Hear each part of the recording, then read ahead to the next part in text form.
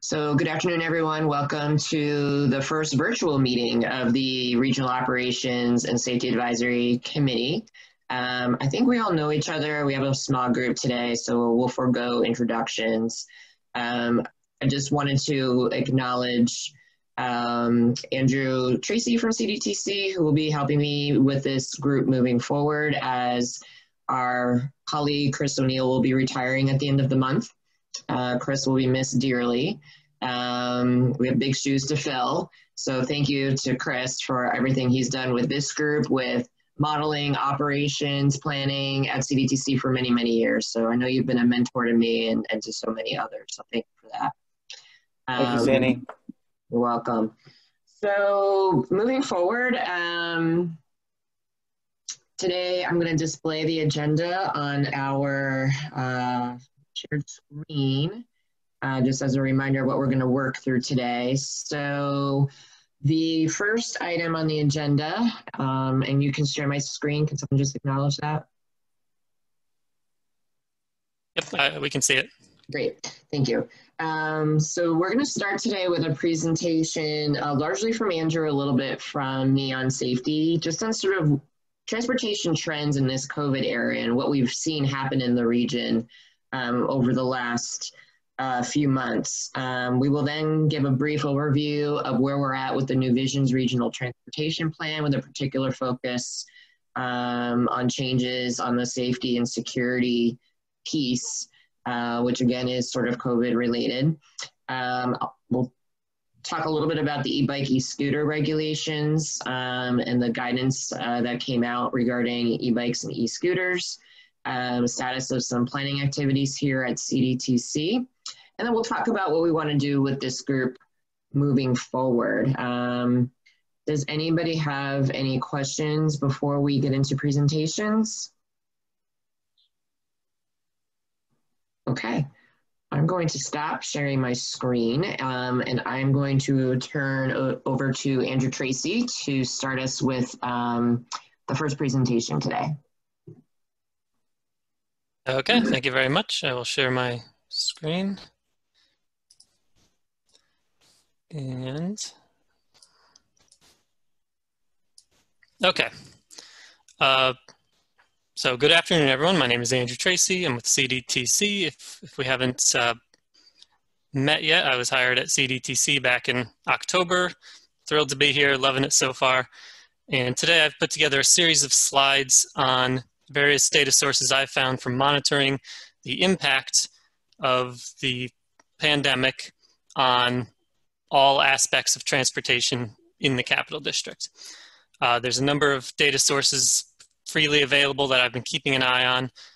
The main purpose for monitoring this data is we'd like to know when traffic more or less begins to return to normal, or when traffic reaches a new equilibrium, so that we can restart planning studies that might be dependent on traffic data collection.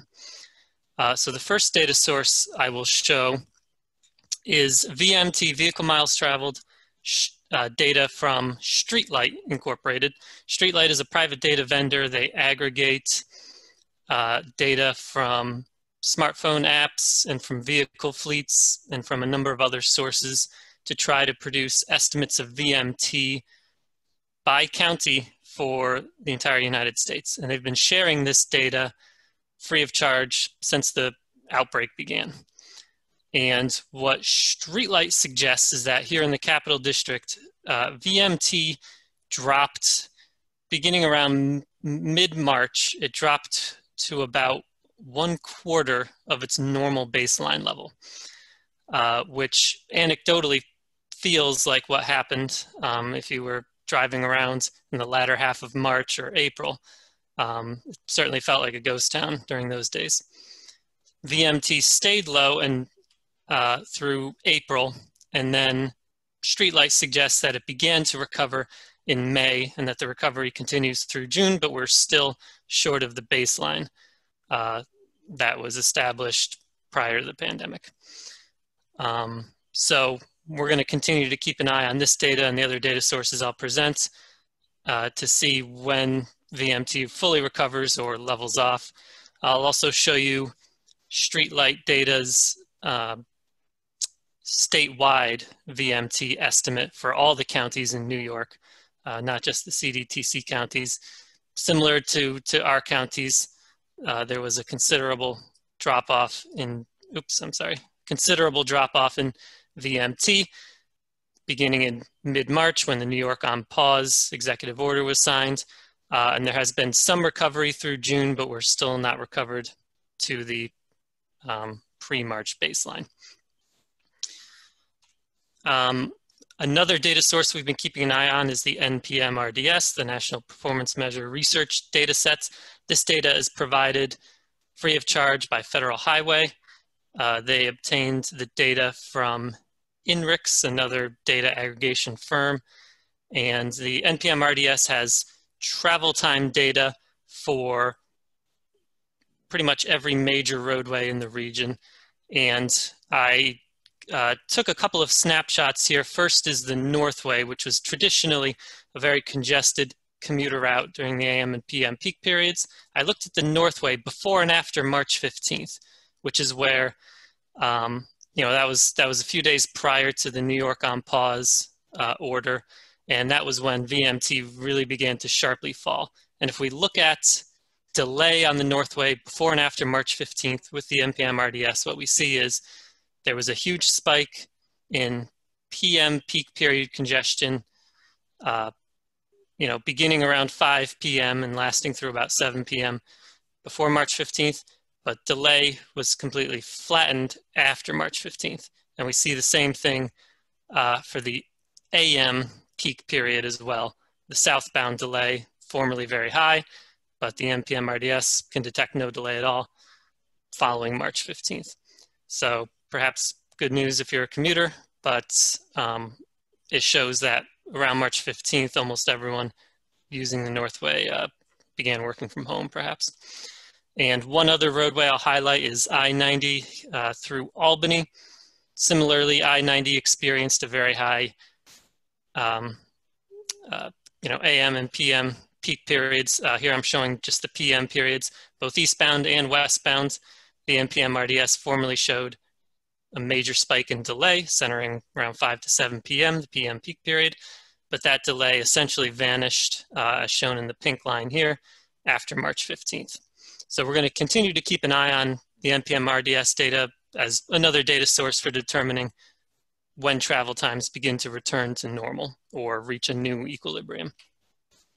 One other data source I've been keeping an eye on is provided by the website transitapp.com. Transit App is a provider of smartphone apps for transit trip planning purposes, and they've been monitoring the usage of their app daily since before the pandemic started. And what Transit App suggests is that usage of their app in the Albany metro area declined about 77% in mid-March, but it has begun to recover here in May and June. Now, this isn't a perfect proxy for actual ridership. I have some data from CDTA on the next slide, but according to Transit App, at least, who I feel are largely discretionary transit riders, if they have the smartphone app and they're able to plan ahead, at least amongst those users, usage of their app fell 77%, but has recovered somewhat. Looking at CDTA's data, so this was provided to me by Sandy from, and who in turn got it from CDTA. CDTA reports less of a drop in ridership than was estimated by Transit App, but again, Transit App, that might be some selection bias there in favor of discretionary transit users, or it might include riders of other transit services other than CDTA. But CDTA's baseline annual average weekday ridership was formerly about 50,000 riders per day. That fell to about 20,000 mid-March and has recovered up to about 30,000 as of mid-June. So sharp drop in transit, some recovery, still not back to normal. One other data source I'll show, this was the best data I could find for freight volumes. I couldn't find any freight volume data that was specific to just the CDTC region, but INRIX provided national data on two types of vehicle fleets, local fleets and long-haul trucks. And they published this chart on their blog. INRIX has been doing a weekly blog where they monitor traffic conditions across the country. And the orange lines in the background here show the decline in passenger vehicle travel nationwide. So less of a drop than New York State was seeing. That's because New York State was harder hit, and it was one of the earliest states to be hit by an outbreak. But the local fleets and long-haul trucks, which are displayed as blue lines here in the background, the freight fleets were impacted to a lesser degree, with long-haul trucks being the taller of the blue lines here. They were affected to the least degree of any of the modes.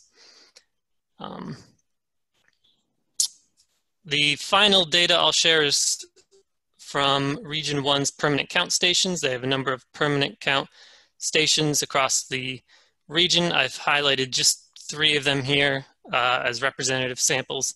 First is Wolf Road's 2-way ADTs beginning back in January, and this data continues through early June. Formerly large spikes in traffic. I believe Wolf Road does experience spikes in traffic on Fridays and Saturdays. New York on pause took effect on March 22nd. The decline in decline in daily traffic volumes was seen beginning about a week prior to the New York on pause, but we see here that traffic on Wolf Road has declined by about 2/3, and there's only been some small recovery through the end of May and early June. Wolf Road being primarily a commercial corridor, you know, with the mall still being closed, the recovery on Wolf Road might be slower than other roads in the region.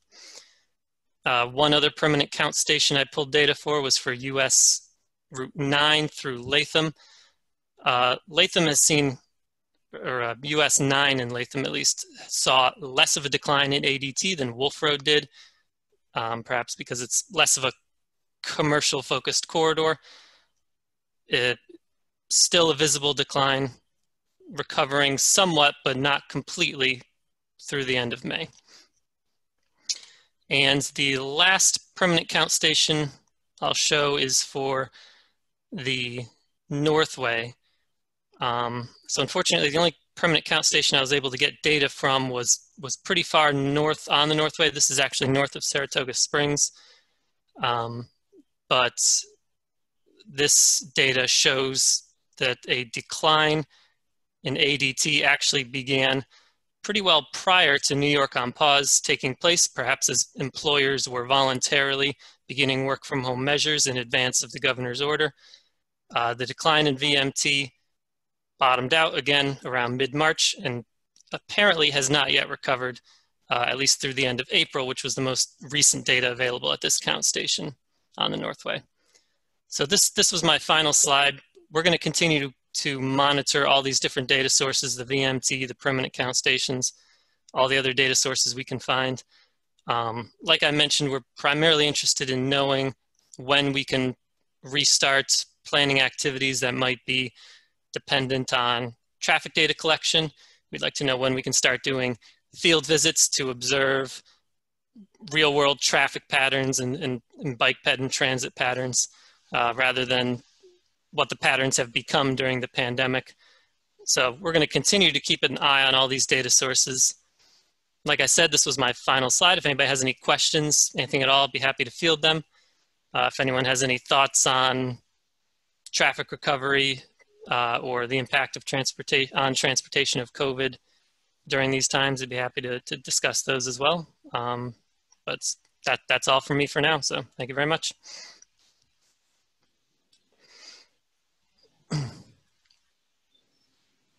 Thank you, Andrew. Any questions for Andrew? Anybody seeing anything at DOT or through other entities that's any different or kind of unusual or unexpected?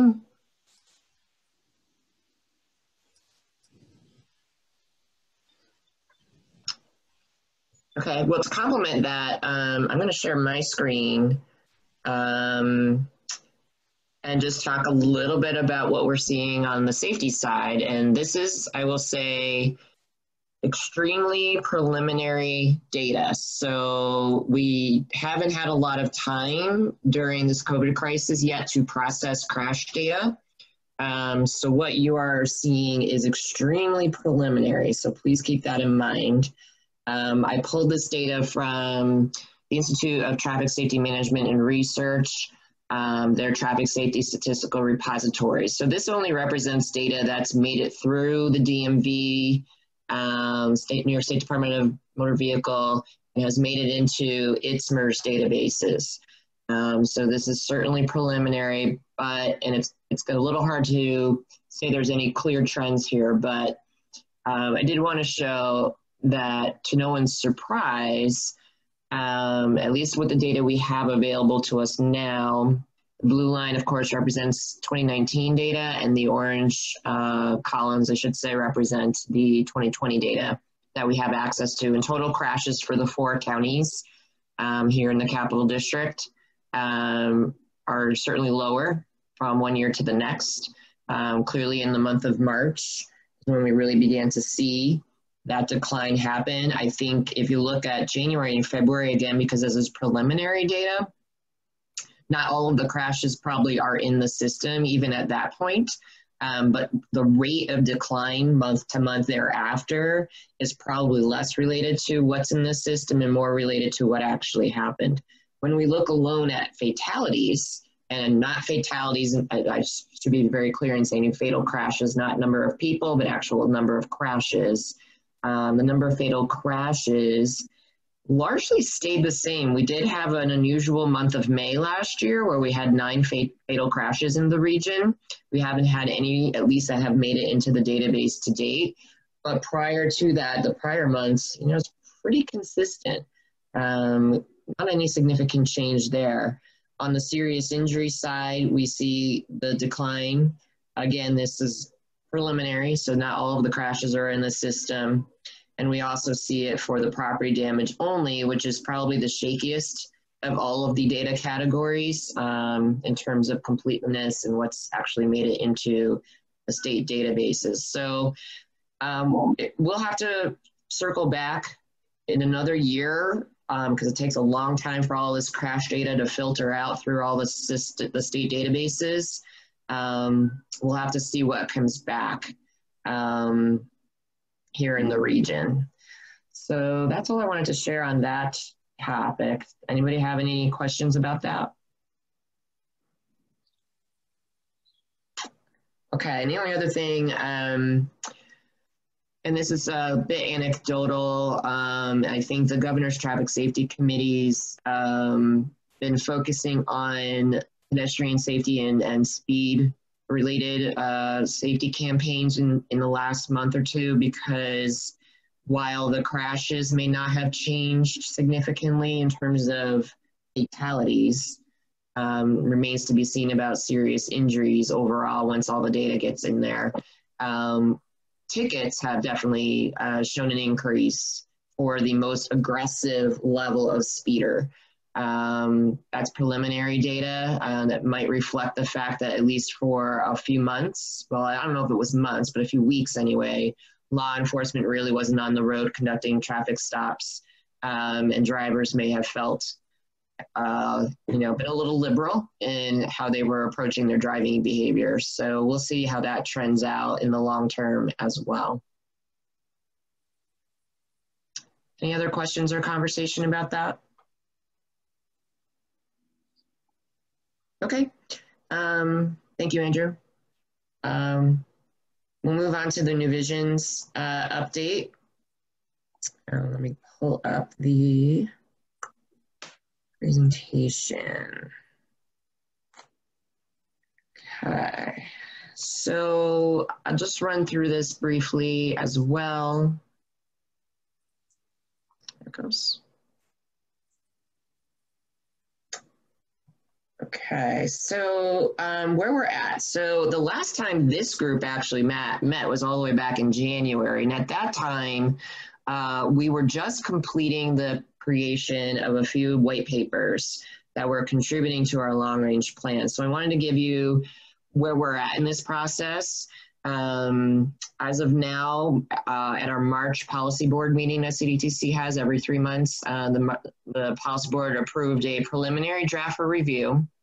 Because of the COVID crisis at that point, we shifted gears quite a bit on our approach to public involvement and how we were going to approach completing the plan, which is required to be adopted in September. At the June 4th meeting of the policy board, we had a 60-day comment period prior to that. We received some comments, made some edits. I'll walk through what those edits were, most of which were pretty minor overall. And that version of the plan, the June 4th version, is now out for public review again. Because, well, jumping ahead in my head here, but in terms of the ROSAC and what we worked on, the white papers that we contributed to, of course, were the Regional Operations and Travel Reliability paper, which will also serve as our congestion management process. If you're not sure what a congestion management process is, as a reminder, just put some bullets here on the screen.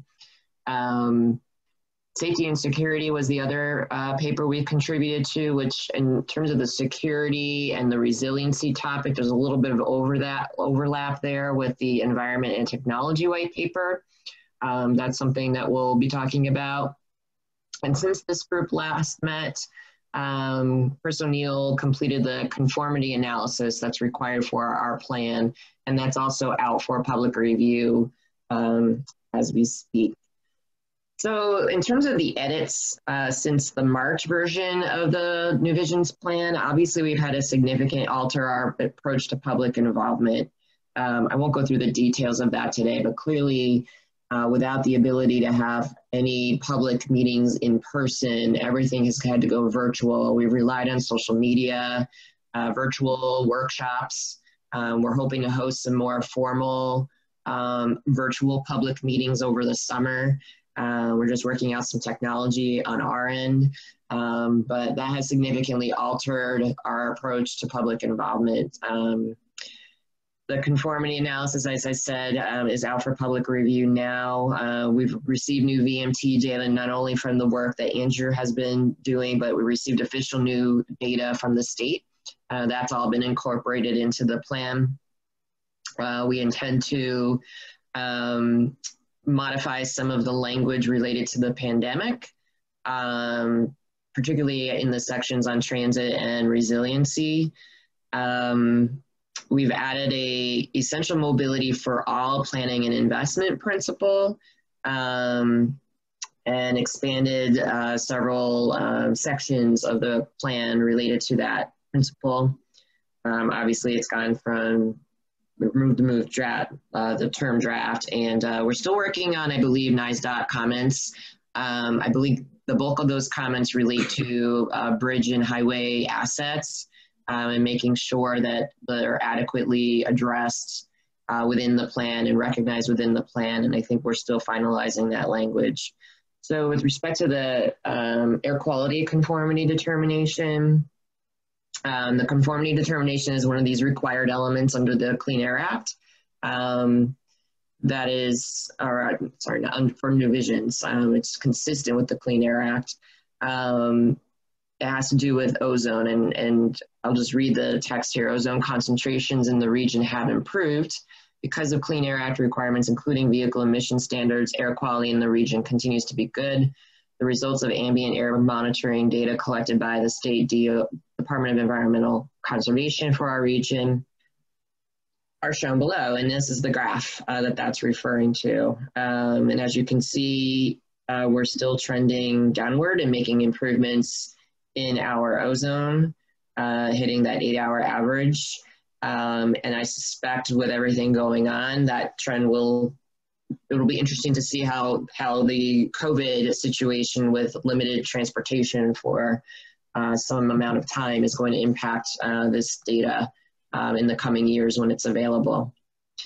The new VMT data that we showed received from DOT, of course, goes through 2019, so it doesn't reflect the 2020 trends. But But no matter what happens with the traffic data, I think the point here is New Visions is intended to be flexible enough to adapt to whatever scenario is thrown at us. And it doesn't significantly whether the traffic continues to increase in terms of VMT or we see a significant reduction in VMT as a result of COVID. Our plan is very flexible and really can adapt to any of those situations that arise. The resiliency chapter is probably the biggest thing that's going to be changing, which ties into the security section, because when this group talked about security, we were thinking more in terms of cybersecurity and how to deal with terrorism or major events like a natural disaster. None of us had on our radar screens a pandemic, and we do now. So the pandemic is definitely going to require us thinking about that a bit more. And the resiliency chapter of New Visions plan will address sort of those challenges and possibilities moving forward. Again, we talked about the great pause and, how we've all adapted to social distancing, which again, we don't have the crystal ball for how long this would last. Our regional plan is a long-range plan, but there's no question that certain practices are going to continue indefinitely, even beyond the COVID crisis. How do we think about relieving crowded areas and deal with situations where we need to enact social distancing and continue that? How are we communicating these messages to the public? Making sure people feel comfortable using transit and other modes of transportation. These are the sorts of things that we'll have to be addressing. We talked about CDTA and the incredible amount of change that they have undergone, not even collecting fares right now, limiting boarding to the rear of the door, and changing the capacity of the bus. It used to be a good thing if your bus was carrying 40 or more people. It's not anymore. That's going to significantly change how CDTA operates. So when we move forward as a region on this is something that we're going to have to think about in terms of how our transit system operates. And in fact, on early July, I think it's scheduled to start July 6th, CDTA will be announcing a whole new service plan to accommodate 40,000 daily riders. So they are starting to already bring service back. And I think that's the message of what they're going to be doing. So we look forward to seeing those changes. My computer may have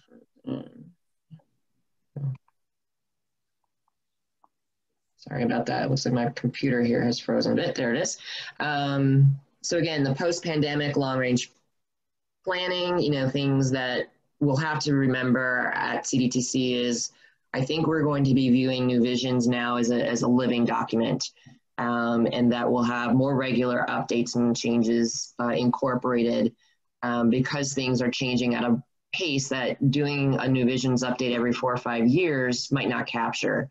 So, we'll have to follow the questions of, will there be an increased telework pattern for offices? How will that impact commute patterns? One of the things that, Andrew's data didn't really highlight that I've observed, as I already see a change in commute patterns. It's the peak hour is not the peak hour, but there's a lot more travel in the middle of the day right now. Is that temporary or will that continue? We'll have to see. What are people's expectations? They're getting used to not having people on the roadway. What happens when that traffic comes back, if it comes back? What are people's expectations for CDTA, for walking, for biking, all of the modes? So these are things we'll have to revisit and reevaluate. We're completely changing how we're approaching our transit piece because everything has changed with CDTA. What hasn't changed are the commitments to the bus rapid transit, which are still highly needed. And as you all probably are aware, in the last year and a half, CDTA has received $100 million in awards from the federal government through the Small Starts program to implement the River Corridor and the Washington Western Bus Rapid Transit system. So a lot happening on the CDTA front. And then we need to think about things like redefining what we mean by infrastructure as it relates to transportation. Would infrastructure include more things like internet and Wi-Fi and things like electrical conduits? You know, is infrastructure going beyond just roads and bridges? And then, of course, dealing with the equity and environmental justice issues that we're still struggling with every day. So that's a brief update. As I said, you can visit our website for all of the information on how to get involved, how to request a virtual meeting. If you'd like, there's materials there, there's surveys, there's all sorts of ways to communicate your thoughts about the long-range transportation system in our region and our long-range plan. So I encourage you to take a look at that. As I said earlier, there are plans. Jen Saponis will be taking on the lead role after Chris retires on New Visions. And I know she's planning on doing some more regional public meetings and workshops on New Visions. But that's where we're at. I think the biggest change from a perspective of this group is the pandemic and how that is changing sort of the security and the resiliency sections of the New Visions plan. So any questions about New Visions? Sandy, I'd just like to add that I think the pandemic, you know, has really, of course, turned the world upside down, and it really, I think, if anything, underscores the importance of operations, and it's good fortuitous that the New Visions plan really emphasizes operations and safety. So I think this committee will have an important role in the coming months and years in making that transition, and it really challenges us to be creative as we forecast the future, because we already have identified in the plan before March, we identified tremendous uncertainty with all kinds of things like self-driving cars and ride hailing and all kinds of changes, you know, emphasis on the internet and, you know, all kinds of changes in transportation that are hard to anticipate. So we really built in a lot of uncertainty in our plan already, but I think the pandemic is going to be something that will really require us to emphasize operations going forward even more so than we have. Great, thanks, Chris. Any other questions on any of that? Okay, so we will move on. The next item is regulating e-bikes and e-scooters. And when we sent out the meeting notice, I sent along a document that was talking about sort of broke down the new law, you know, in the course of the whole New York being put on pause. I think it got lost that the state did approve the e-bike and e-scooter legislation as part of the New York budget in April. So we just wanted to share with you those resources. There's a new resource page on the New York State AMPO website if you want more information about e-bike and e-scooter that I'm just going to pull up on my screen here in just a second. But the document that I forwarded to you all broke down the law in terms of what is regulated in terms of a personal e-bicycle or e-scooter and what is going to be regulated under a shared system approach. And it's the shared system that is most important for many communities because that brings in the Lime scooter, you know, those companies that we've heard about dropping these scooters on communities and then they're kind of unruly, kind of left all over the sidewalk and what have you. So what this new state law does is it gives the local governments quite a bit of discretion in how they regulate both e-bike and e-scooter in the shared system environment. And the New York State AMPO, through some of the working groups that exist, developed a new resource page for shared mobility. And we have a number of resources on that page I'm so sorry, my computer is not cooperating at the moment. Here we go. Screen. So you can visit nysmpos.org/shared mobility to view this resource page. And what we tried to do is pull together all of the information that communities might need to know about small micromobility options, even beyond e-bikes and e-scooters. And with that, we included on this page the bill that explains the different classes of vehicles, the speeds at which they're capped at. So in our region, we are only authorized to have Class 1 and Class 2 vehicles. So Class 1 would be those that have pedal assist and max out at 20 miles per hour, and the throttle powered bikes that max out at 20 miles per hour. E-scooters are capped at 15 miles per hour. None of these vehicles are authorized for use on sidewalks. Helmets are required for younger people on the e-scooters. The bike laws that currently apply to regular bicycles will also apply to e-bicycles.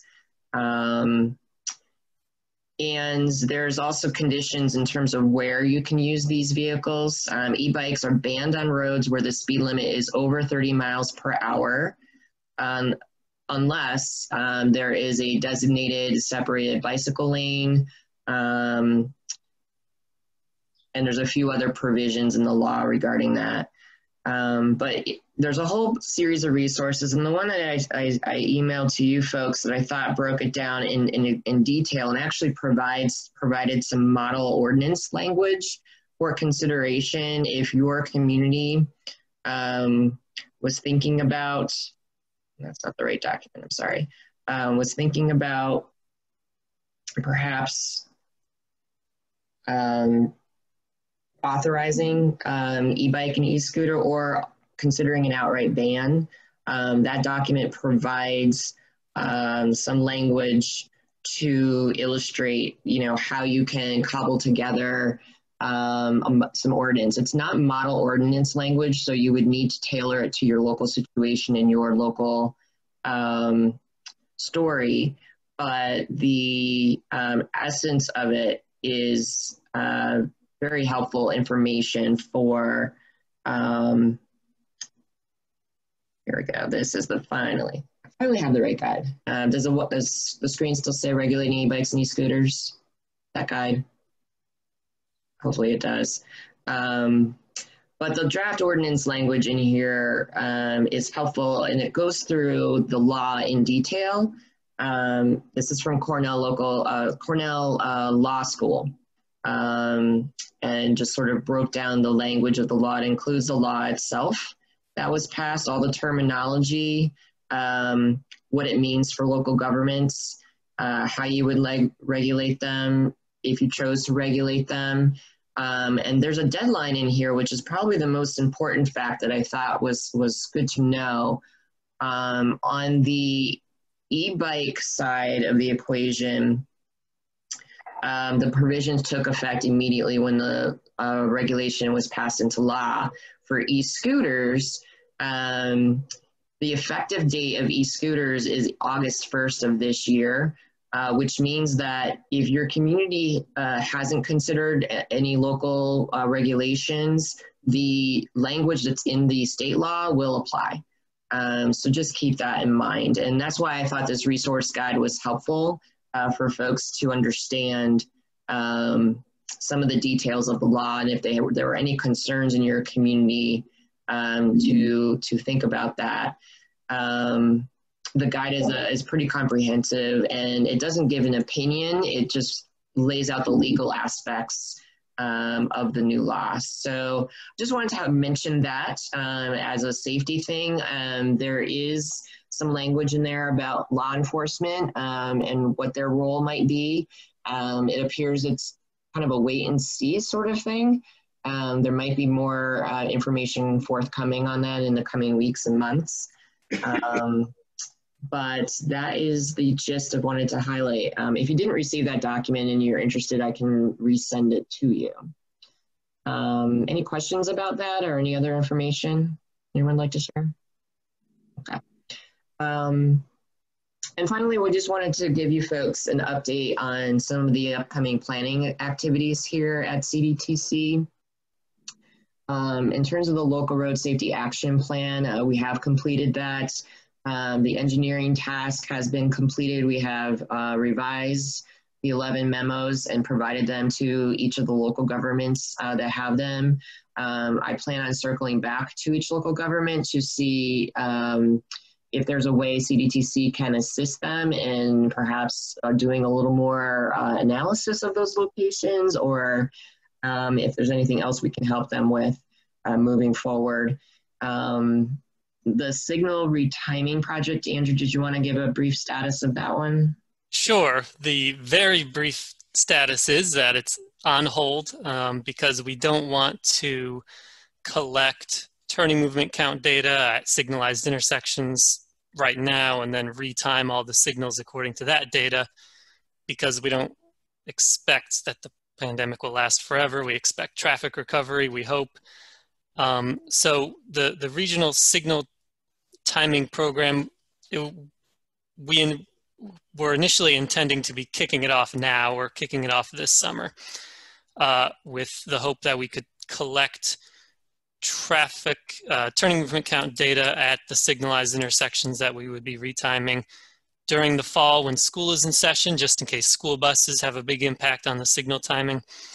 At the moment, we're not entirely sure which schools will be open, or if you know, people will be bringing their kids to school in vehicles rather than using school buses, or if any kind of social distancing would be happening that would require more school buses than normal. So at the moment, the regional signal timing project is on hold.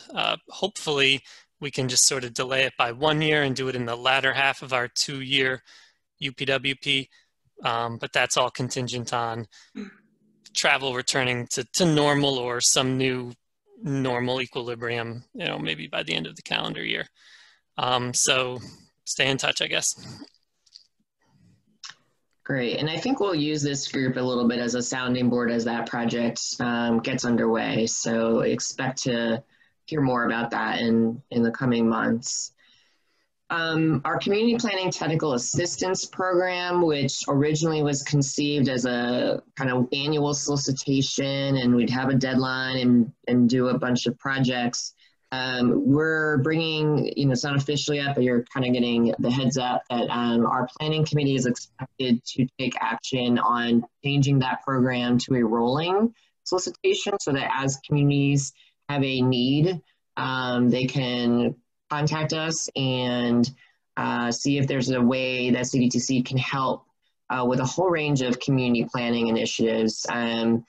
Specific to this group, things like traffic operations, and, you know, some of the things Andrew was talking about, signal retimings, looking at signal warrants, looking at safety, looking at you know, data analyses. So there's definitely different things that, you know, we can assist with. So, you know, when that solicitation, which now, as I said, will become rolling, I'll send you folks an email with the information. It's really the nature of the solicitation hasn't really changed, other than it moving to a rolling program until basically the funding runs out for this year. So we do have capacity to do some transportation planning work in this program. So definitely think about it. If you know communities who could use some assistance, or we're going to try to certainly get this information into the hands of the right people at the local governments, let me know, and we'll be happy to send the information to them. 2 studies that will also be kicking off in the not so distant future, in the next, you know, maybe 6 months or so. The first is a bus lane feasibility study for the region. CDTA and CDTC will be partnering on this. We're trying to organize the funding and get a scope of work pulled together for this. But I think some basic steps of the process will be basically analyzing our entire street network for possible bus lane candidates. And then further diving into the what if we could do a bus lane and how feasible it would be on any one or more of those locations. So that we are going to be trying to get a consultant on board for later this year, summer I should say, and hopefully we'll be kicking off that project in the fall. The other one, which is a very large one that certainly could have operations and safety implications, is the New York State Route 378 bridge study, which is the bridge that basically goes between Menands and Troy over the Hudson River as you're heading up to Hudson Valley Community College. It's kind of a known area in terms of the congestion at Morrison Avenue when Hudson Valley is in session. But that bridge has basically reached the end of its useful life and needs to be replaced.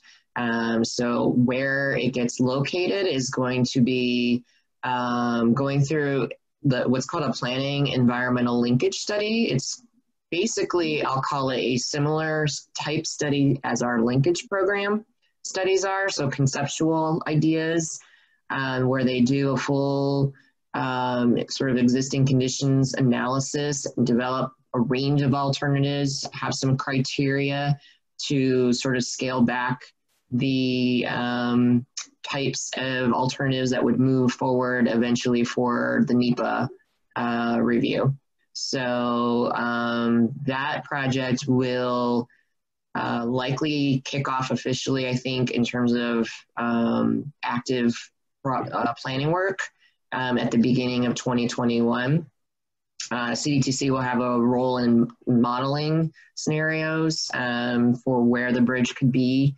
If it's, and also we're encouraging the future consultant to evaluate the option of just keeping it where it is, closing it for a time and rebuilding what we have, and that will all be played out.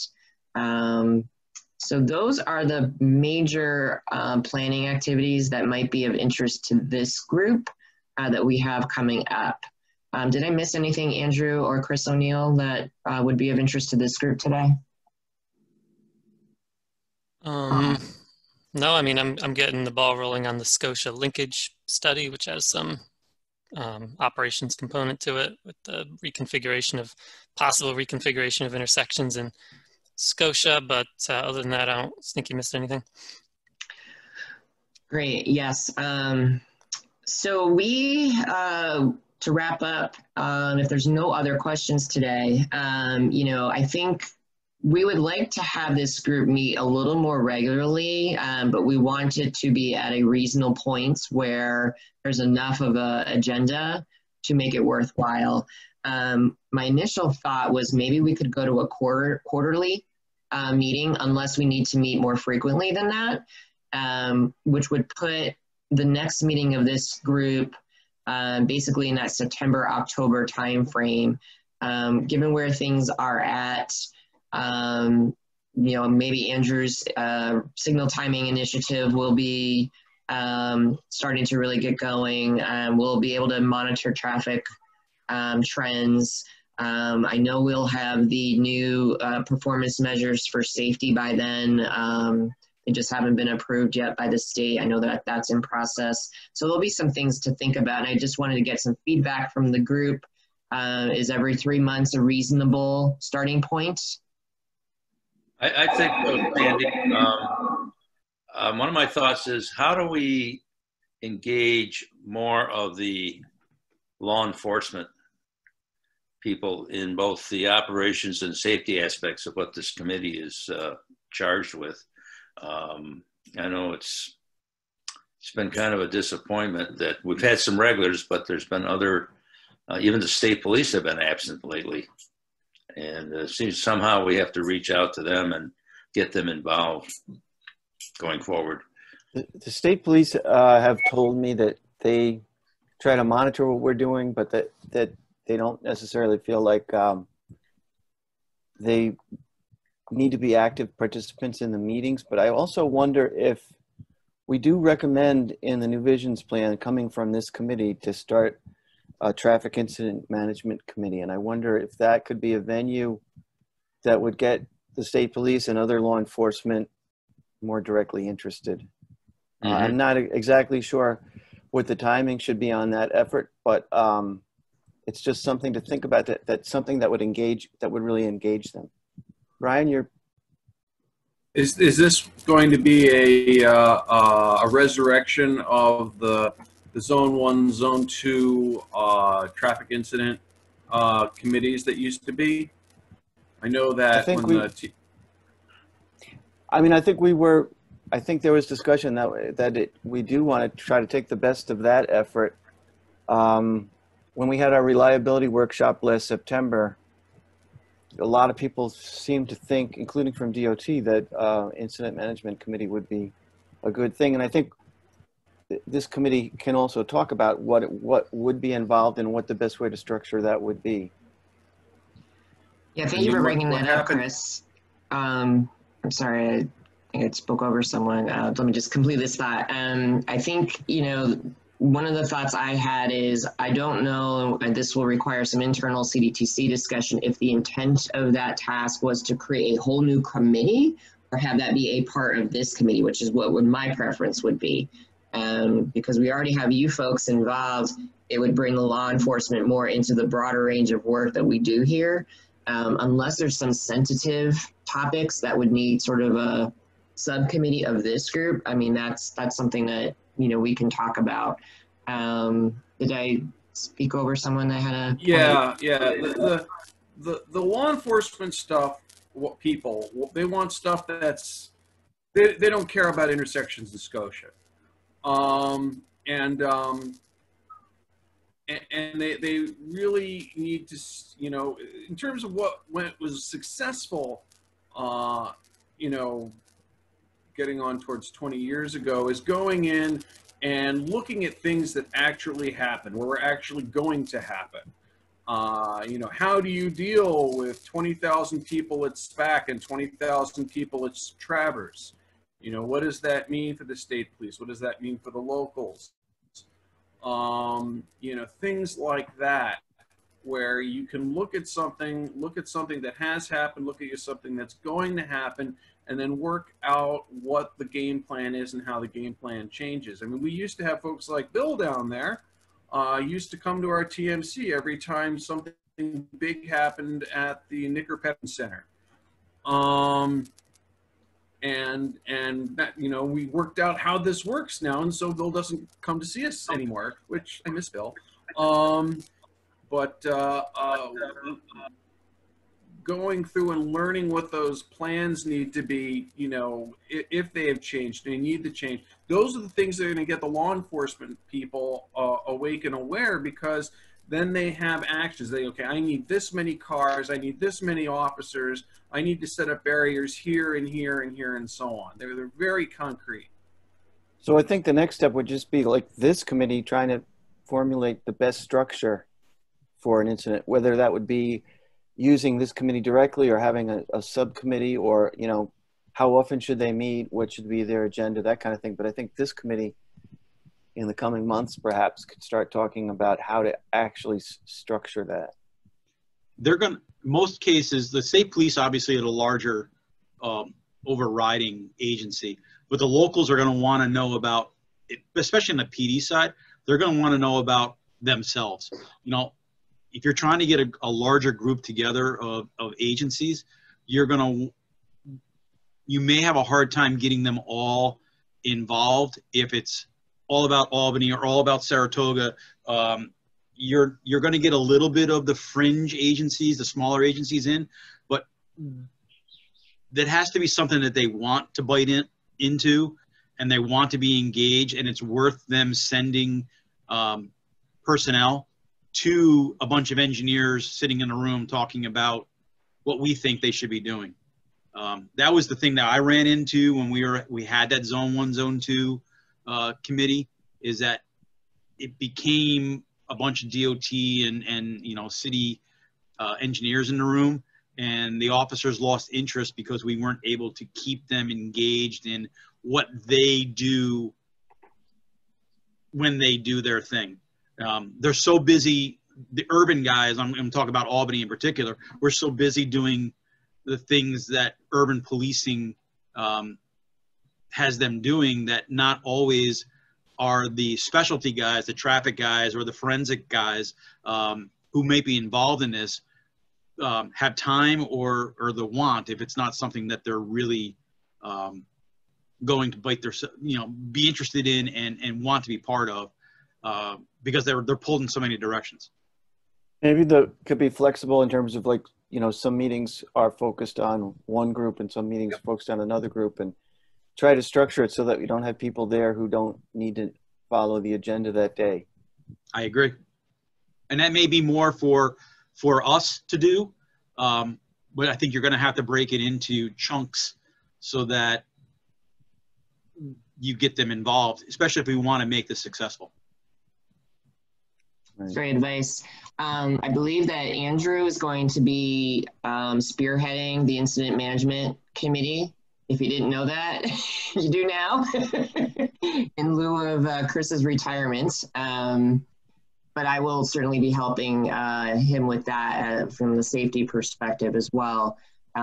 So this would be a good time while things are sort of quiet on the operations front, because we're not having any 20,000 person events for a while. We're having a lot of parades. We're having a lot of parades. Yep. You've Albany, boy. Oof. That's what we're doing. I just got the phone about another one for Tuesday. Really? Okay. It's been ironic that, these events have happened at a time when we haven't had normal traffic. So, at least from a traditional transportation perspective, it hasn't been as disruptive as it might otherwise have been, solely from a transportation perspective. And I'm sorry I got into this really late, and I apologize, but traffic is definitely picking up. I mean, I was driving up and down Central Avenue, Washington Avenue today, and well, we're not at 100% by any means. I'll bet you we're better than 60 or 70% at midday today. Central Avenue had its usual midday delays, Upper Central. We were starting to see more and more of this. Will we ever be back to normal? I don't know. Kind of like what Andrew was saying. Yeah, we'll make the PowerPoint that Andrew gave at the beginning, Bill, that you missed available, but you're right on. I mean, that's basically what his review of traffic is showing is, it's not quite back to where it was, but it's definitely coming back. So we're going to continue to monitor it. I think for our next meeting, maybe we'll commit to doing a September, maybe December, every 3 months. If we need to do more for a particular project, we will. We'll brainstorm and maybe talk and follow up with some of you about your ideas for the future incident management committee and what we could do to make that a worthwhile endeavor. Maybe Federal Highway, I'm looking at Tim Crothers. Maybe you folks have some knowledge that you could share with us from other places on what's worked, what hasn't worked. Well, I was going to suggest, since all the incident management committees around the state are kind of doing similar things like this with Zoom calls and teleconference calls instead of their normal meeting in person, it might be a good opportunity for Andrew to, I think in July 9th, I think Buffalo has their incident management committee meeting. Probably, there's one in Syracuse coming up probably a month after that. But it might be a good opportunity to kind of sit in and, see how they ran and who participates and why. Yeah, and Tim, if you want to forward me any information you have on the Buffalo Region TIM Committee or any others that you encounter, I'd be thrilled to listen in just to get a feel for it. Will do. Great. Well, that's all I had for today. Did anyone else have anything they wanted to raise or that would be of interest to this particular group? I just wanted to offer my congratulations to Chris. Are you doing anything post-retirement, Chris, that we might see you again? No, I'm really kind of just pursuing hobbies right now is my plan. Nothing in the transportation profession officially planned. But I'm consider myself very privileged to have worked with all of you, and I really enjoyed being on this committee and working at CDTC. So it's a mixed emotion leaving. I'm looking forward to it, but I will miss really working at CDTC quite a bit. So thank you all for your participation.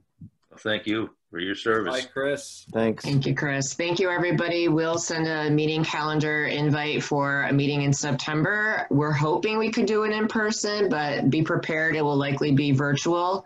Have a great summer. For those I won't see until then, for the rest of you, I will probably see you on Zoom soon. Thanks, everybody. Have a good day. Thanks everyone. Thank you.